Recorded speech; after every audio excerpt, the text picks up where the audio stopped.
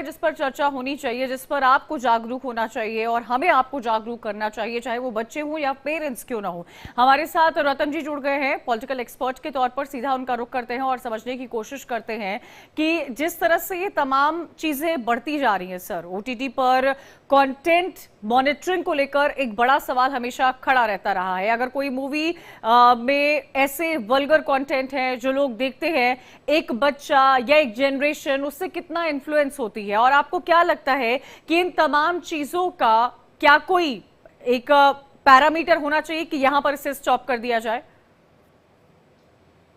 देखिए, मैं ये कहूँगा कि पैरामीटर तो बहुत दूर की बात है। पहले बात है कि हमारा सारा जो समाज होता है, परिवार होता है, संयम पर आधारित है।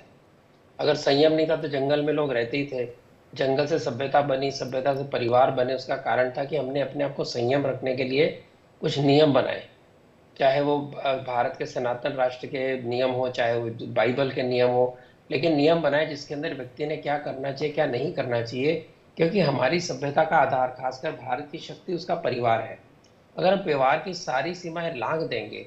कुछ वर्ष पहले करण जौहर का एक तथाकथित रोस्ट आया था, जिसके अंदर बहुत घिनौने प्रकार से कुछ रिश्ते बताए गए थे। मेरा कहना था कि रिश्ते हैं, ऐसे होमोसेक्सुअलिटी के केस होते हैं जिसका कोई, हम ये नहीं कहते कि वो गलत है, लेकिन क्या अपने माँ बाप के सामने अपने ड्राइंग रूम में बैठ के काम करेंगे क्या? क्योंकि हमारी एक सीमाएं हैं, हमारी सभ्यता की सीमाएं हैं।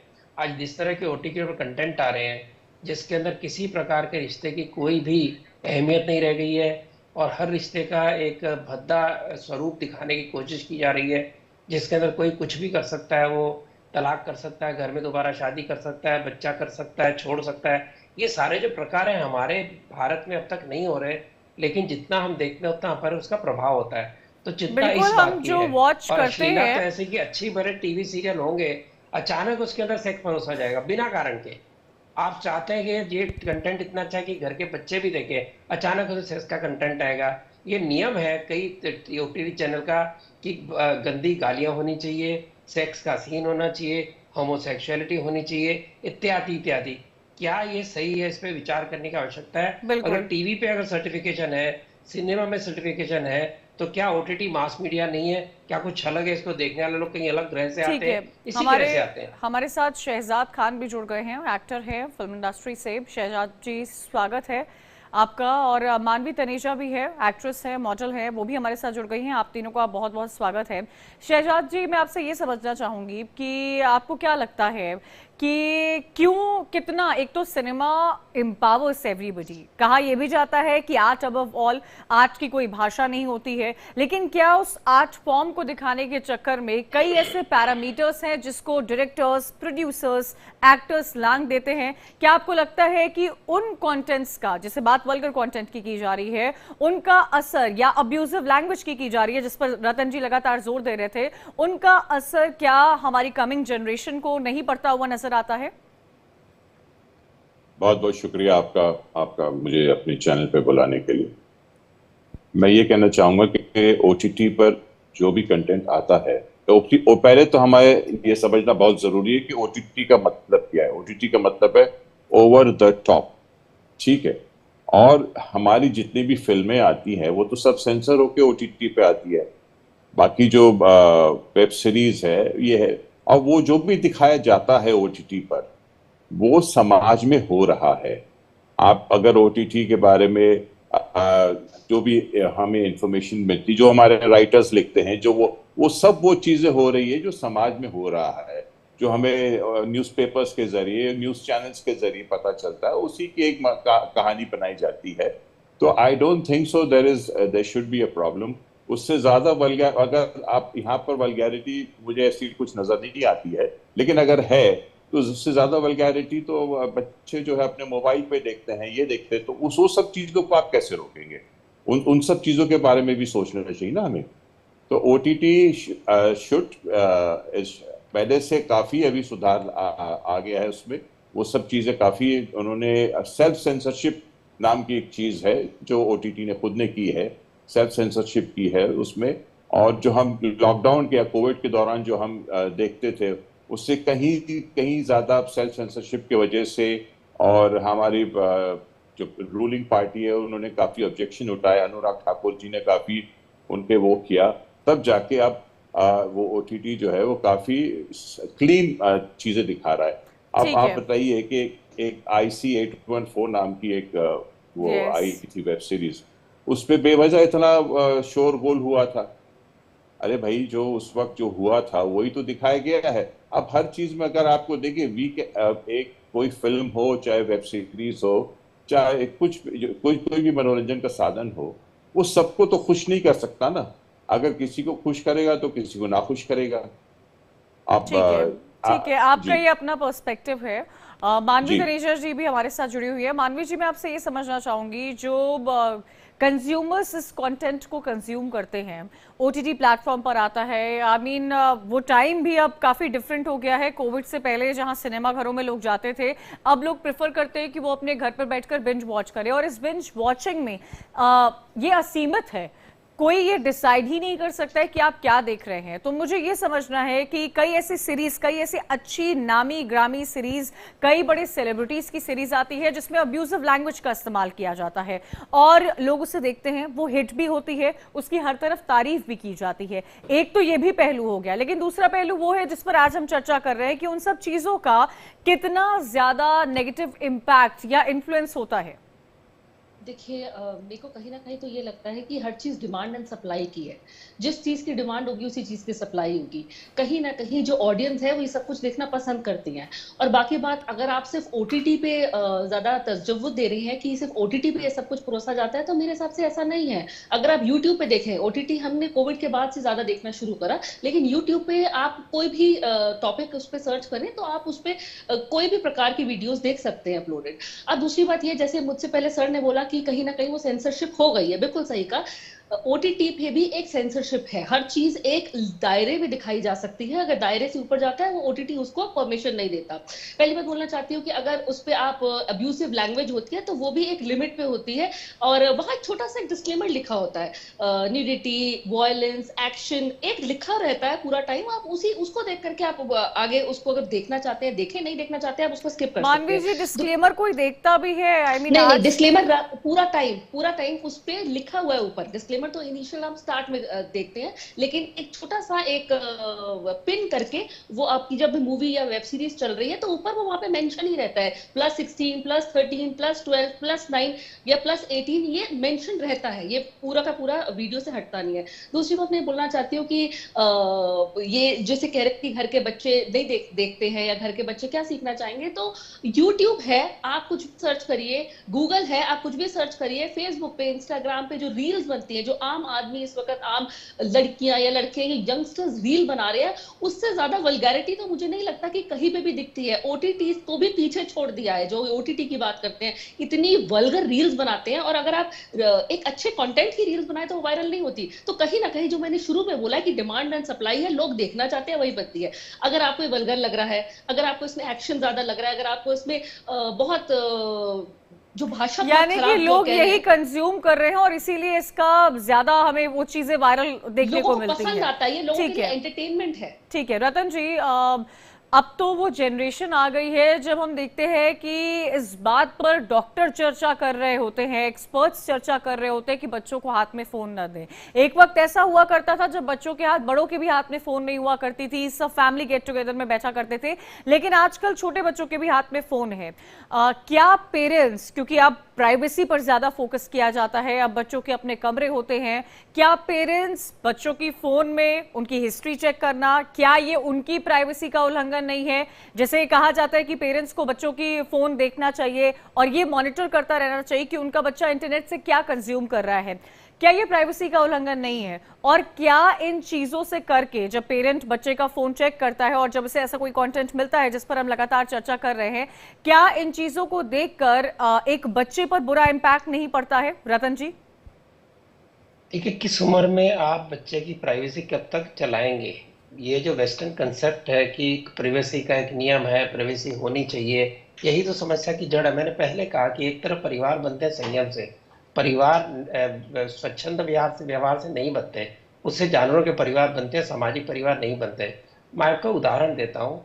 यूएसए में 1975 में इंसेस्ट का दर था 1 in million। इस समय हो गया 1/7,000। तो उसका तो इंसेस्ट को हम बढ़ावा दें। लोगों को ड्रग्स बड़े अच्छे लगते हैं, लोगों को शराब बड़ी अच्छी लगती है, तो क्या ड्रग्स और शराब के ऊपर से बैन हटा दें? क्या सिगरेट के ऊपर से बड़े बड़े एडवर्टीजमेंट बैन लगाना, उनके ऊपर से खतरनाक फोटो डालने की जरूरत है? ये मेरी आज़ादी है कि मैं अपने आप को सिगरेट पी के कैंसर से लगा के अपनी जान दे दूं, क्यों रोकते हैं मुझे? क्योंकि समाज चलाने के कुछ नियम होते हैं। आपको जानकर आश्चर्य होगा कि ये जो यहाँ बैठे हैं, कि जहाँ पर बच्चा अकेले अकेले पेरेंट के साथ जीता रहता है, उसके डिप्रेशन का दर बाकी बच्चों से बहुत अधिक है। यूएसए के अंदर, आयरलैंड के अंदर आप अगर देखेंगी तो वहाँ पर जो डाइवोर्स रेट है और जो वहाँ के बच्चे आउट ऑफ वेडलॉक है, आइसलैंड में 9%, फ्रांस में 50% से अधिक, यूएसए 40%। क्या हम चाहते हैं हमारे भारत में आए? भारत में ऐसा नहीं है। क्या हम चाहते हैं जो इंसेस्ट का बाहर चल रहा है हमारे देश में भी आए? तो जो चल रहा है वो चलने दीजिए, क्योंकि लोगों को पसंद है। फिर तो स्कूल में बच्चों को मत भेजिए, बच्चों को स्कूल जाना पसंद नहीं है। नहीं, हमको बच्चों को सही रास्ते पे लाने के लिए नियम बनाने पड़ते हैं, अनुशासन लगाना पड़ता है। और आपको याद होगा कि यहाँ तक कि इंस्टाग्राम वगैरह की रील की बात है, अगर आप रिपोर्टिंग करते हैं तो बैन भी किया जाता है। तो क्या ऐसा बैन अगर रिपोर्टिंग होती है, करेंगे क्या हमारे? अगर आपके घर में ऐसा कोई होगा, क्या आप उसको स्वीकार करेंगे? इस प्रकार एक प्रकार का आप एक 5% लोग जो करते थे, मैंने इंसेस्ट का उदाहरण दिया, उसको आपने मेन स्ट्रीम कर दिया और कह दिया कि सही है, सभी लोग कर रहे हैं। ये सोच ही गलत है। क्योंकि अगर हम कुछ थोड़े लोग कर रहे हैं, कुछ जो पहले केवल एक उच्च कोटि के या बिल्कुल निम्न इकोनॉमिकली बहुत वीक लोगों के अंदर जो होते थे स्वच्छंद व्यवहार, हम सारे समाज में फैलाएंगे। तुम भी करो। क्या जिस प्रकार की एकता कपूर सीरियल आती हैं, ऐसे महलों में विल्ले बैठे लोग जो केवल सास बहू और एक दूसरे की बुराइयां, एक दूसरे को मारने का प्रयत्न करते हैं, क्या वो हम चाहते हैं? ऐसे घर हमने देखे हैं क्या? मैंने ना तो ऐसे घर देखे हैं, ना ऐसे हवेलियां देखी हैं, ना ऐसे विले लोग देखे हैं जो दिन रात एक दूसरे के लेकिन सेक्स जीवन के अलावा कुछ करते ही उनके नहीं है। शोज की टीआरपी भी तो सबसे ज्यादा है और इसीलिए सालों साल एकता कपूर के शोज चले हैं। बच्चे मैं बच्चे तो को कह रहा पता हूँ है ना कि उनके शो फिर के दारू बारे पे में। छूट छोड़ दीजिए, ड्रग्स पे छोड़ दीजिए ना। लोगों को शराब, दारू, अड्डे सब खुलने दीजिए। क्यों ठीक उसके है ऊपर आप बवाल करते हैं? शहजाद क्यों आप जी, जाके झंडे लेके खड़े रहते हैं कि स्कूल के पास शराब मत बेचो, वहां पर तंबाकू मत बेचो, ड्रग्स मत बेचो? करने दो ना, बच्चों ठीक की है आजादी है। शहजाद जी, इस चीज को कैसे देखा जाए जो एक शायद जो सीरियल्स से निकलकर अब लोग ओटीटी में एंटर किए हैं और कई बार ऐसा होता है, चाहे वीकेंड्स की बात की जाए, और अमूमन अब लोग बिंज वॉच करना ज्यादा पसंद करते हैं। क्या आपके नजरिए से क्या आपको लगता है कि क्या ओटीटी को लेकर कोई कानून बनना चाहिए, या आपको लगता है कि cinema and OTT and art in सबको फ्रीडम होनी चाहिए इररिस्पेक्टिव ऑफ किसी भी फॉर्म में वो शो किया जाए? देखिए, सिनेमा का जहाँ तक ताल्लुक है वो तो सेंसर बोर्ड है और वो that takes care of everything कि क्या दिखाना चाहिए। लेकिन फिर भी जैसे कश्मीर फाइल्स वगैरह फिल्में दिखाई गई थी, तो ये नफरती फिल्में भी दिखाई जाती है, एक कम्युनिटी को टारगेट करती है। और मेरे ख्याल से हमारे माननीय पैनलिस्ट ये जो कह रहे थे, मैं इनको ये कहना चाहता हूँ कि स्कूल के बाहर ये वगैरह सब जो है, ये सब चीज़ें तो नहीं होनी चाहिए। लेकिन ओटीटी को फ्रीडम ऑफ एक्सप्रेशन होना चाहिए। There should be freedom of expression, और cinema is the only way of freedom of expression. और हम जो दिखा रहे हैं, जो ओटीटी पे दिखाया जा रहा है, जो फिल्मों में दिखाया जा रहा है, वो समाज में हो रहा है। एकता कपूर ने जो कुछ दिखाया वो समाज में हो रहा है। आप न्यूज़पेपर खोलिए, पता चलेगा आपको कि जितने भी बहुत जरूरत से ज्यादा रईस लोग हैं, उन्हीं के घर में प्रॉपर्टीज की वजह से, पैसों की वजह से कत्ल होते, ये होते। वही चीज को एकता कपूर जो है वो दिखाती है। तो उसमें क्या है, लोग देखना चाहते हैं भाई। लोग जो है दूसरों के घर में क्या, अपने घर में क्या हो रहा है वो कम देखना चाहते हैं, और दूसरों के घर में क्या हो रहा है वो ज्यादा देखना चाहते हैं। और खास करके अगर वो इंसान रईस है, तो रईसों के घर, रईसों की लाइफस्टाइल, ये सब, उसमें क्या बुरा है? लोगों की नॉलेज बढ़ती है। और जिसको देखना है देखे, जिसको नहीं देखना है मत देखे। ठीक है मानवी तनेजा जी, जैसे फ्रीडम ऑफ एक्सप्रेशन की बात शहजाद जी कर रहे हैं, what is freedom of expression for Shahzad could be vulgarity for somebody else. तो इसका डिफरेंस कैसे आए? वो क्या एक आपको नहीं लगता है, क्योंकि आप इस इंडस्ट्री को बिलोंग करती हैं, कि वो एक थिन लाइन होनी चाहिए जहां ओटीटी प्लेटफॉर्म्स को ये पता होना चाहिए कि हम इसके बियॉन्ड नहीं क्रॉस करेंगे? थिन लाइन को कैसे आप डिफाइन करेंगे, मुझे ये समझ में नहीं आता। थिन लाइन में तो अब यहाँ एग्जांपल दे देती हूँ कि कुछ महीने पहले मैंने एक डिबेट करी थी जहां बोला था कि महिलाएं अगर मंदिर जाएं तो वो साड़ी पहन के जाएं या सूट पहन के जाएं। अब आप बताइए थिन लाइन को आप वल्गैरिटी में कैसे डिस्क्राइब करेंगे, आप कैसे बताएंगे कि डूज एंड डोंट्स क्या होगा एक साड़ी पहनने का। मैं यहाँ एक हाइपोथेटिकल एग्जाम्पल दे रही हूँ।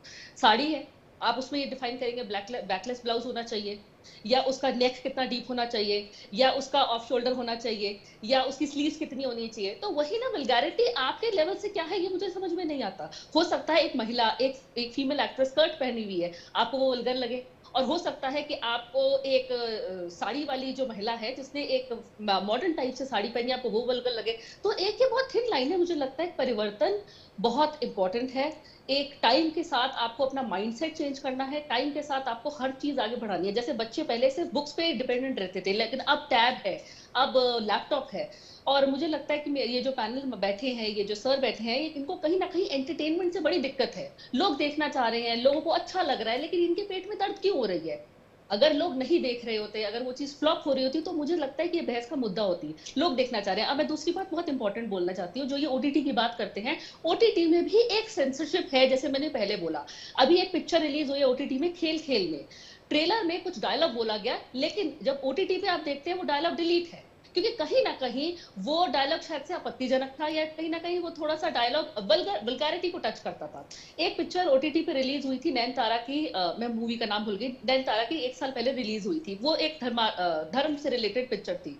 वो कहीं ना कहीं लोगों की भावना को आहत हो रही थी, और नेटफ्लिक्स ने उस मूवी को हटा दिया वहां से। तो कहीं ना कहीं ओटीटी पे सेंसरशिप है। आप पोर्नोग्राफी नहीं दिखा सकते, आप कहीं ना कहीं इरोटिक दिखा सकते हैं, थोड़ी सी आप उसको रोमांटिक करके दिखा सकते हैं अगर दिखाना चाहें, या थोड़ा सा आप उसको सेक्सी से दिखा सकते हैं, लेकिन आप उसमें यानी कि मानवी जी, अगर कोई चीज इरोटिक दिखाई जाती है तो that should not be a concern. Yes exactly, क्योंकि जो अगर आप आम लोगों की इंस्टाग्राम्स को देख करके उनकी रील्स देखें, वो उससे भी ज्यादा घटिया कंटेंट है। ठीक है रतन जी, मानवी जी का ये साफ तौर पर कहना है कि ये माइंडसेट की बात होती है और टाइम के साथ साथ हमें परिवर्तन लाना पड़ता है। तो क्या वो परिवर्तन आप नहीं ला पाए हैं? देखिए, हम अचानक जो सारी चर्चा बहुत घटिया स्तर पर हल्की करने जा रहे हैं। जब हम कहते हैं कि स्कर्ट की बात करते हैं, साड़ी की बात करते हैं, मैंने अपने शुरू से लेकर अब तक इतने मिनटों में एक बार भी किसी कपड़े के ऊपर कोई भी मैंने बयान नहीं किया। मैंने नहीं कहा कपड़ों में अश्लीलता होती है, और आपको जान के आश्चर्य होगा, मैं हर तरह की फिल्में देखता हूँ। मैंने फिल्मों की सबसे पहले देखिए बीच में तो बोला नहीं, ये सीरियस चर्चा है। आप बीच में मानवी जी, मैं आऊंगी आपके पास। मानवी जी, मैं आऊंगी, एक एक करके मैं सबके पास आऊंगी, उसके बाद में आपके पास। बोलिए रतन जी। मैं तो उसमें जा ही नहीं रहा। अगर थिन लाइन की बात करती है तो पोर्नोग्राफी कहाँ खत्म होती है और एरोटिसिज्म कहाँ शुरू होता है, मैं भी ये बात कर सकता हूँ। मैंने बात की ह्यूमन रिलेशंस की, मैंने बात की समाज के आयाम की, परिवार के रिश्तों की, जिसकी तरफ मेरा ज़्यादा ध्यान है, जिसकी जो एक रिस्ट्रेंट है, जो एक संयम है, जिसकी कल्पना है, जिसके अगर परिवार चलते हैं, समाज स्थापित होता है, उसकी बात कर रहा हूँ। पश्चिम के अंदर ये सारे बंधन तोड़ दिए गए, पश्चिम के अंदर परिवार समाप्त हो गए, पश्चिम के अंदर समाज टूट रहा है। आप अमेरिका देख लीजिए, यूरोप देख लीजिए। इसके लिए मैंने आपको बच्चों का उदाहरण दिया, सिंगल पेरेंट्स का उदाहरण दिया, डाइवोर्सेस का उदाहरण दिया। इसलिए दिया मैंने, मुझे चिंता रिश्तों को बिगाड़ने के इस तरह के स्वच्छंद व्यवहार के बारे में बात कर रहा हूँ। मैं वो बातें नहीं कर रहा जिसके बारे में बात कर रहे हैं। जहाँ तक साड़ी का सवाल है, मंदिर जाने की आपने एक आर्ग्यूमेंट की, वो हर धर्म हर पंथ के अंदर आप पूजा स्थल पर कैसे जाते हो उसका कुछ नियम है, उनको नियम कहते हैं। उसको आप फिल्मों से मत जोड़िए, वो एक नियम है हर समाज के। कहीं पर खुले धड़ से पुरुष जाते हैं, महिला को साड़ी पहननी पड़ती है, कहीं पर सिर ढकना पड़ता है, कहीं सिर हटाना पड़ता है। उस पंथ के संप्रदाय के अपने नियम है, उसमें आप मत जाइए। मैं आपको कह रहा हूँ कि ह्यूमन रिश्तों की, जो मानवीय रिश्तों की जो पवित्रता है, उसको बार बार तोड़ना, उसको हल्का दिखाना। डाइवोर्स जैसे, ऐसे डाइवोर्स की तो ऐसे बात होती है जैसे बेडॉपिंग की बात होती है। यहाँ लड़की डाइवोर्स हो रही है और दूसरे घर में जाके अपने दूसरे काम शुरू कर देती है। बट रतन जी, शहजाद जी यही तो कह रहे हैं कि आजकल यही होता है। रतन जी, यही बात तो कही जा रही है कि जो चीज नहीं, शहजाद जी तो यही कह रहे हैं ना कि यही होता है, यही कल्चर हो गया है कि अगर दो लोगों की आपस में नहीं बन रही है तो देश का कानून उनको ये इजाजत देता है कि वो डाइवोर्स कर ले। क्या आप डाइवोर्स के खिलाफ है? नहीं नहीं, मैं कह रहा हूँ ये क्यों बढ़ता है, क्योंकि हम ऐसे एक व्यवहार की तरफ जा रहे हैं जिसके अंदर किसी तरह के रिस्ट्रेंट की कोई हमको कुछ, और डिवोर्स यानी बड़ा आसान है, उससे किसी को कष्ट नहीं होता, बच्चे को कष्ट नहीं होता, समस्या नहीं आती। ऐसी अच्छी अच्छी फिल्में आई हैं जिसके अंदर बताया गया जो डिवोर्स होता है तो बच्चों पर क्या बीतता है। मैंने कोई डिप्रेशन का एक उदाहरण दिया, ये मैं क्लिनिकल उदाहरण दे रहा हूँ, मैं कोई हवा में बात नहीं कर रहा हूँ, क्लिनिकल उदाहरण है इसके, जो मैं यहाँ पर अध्ययन करके यहाँ पर मैं बैठा हूँ।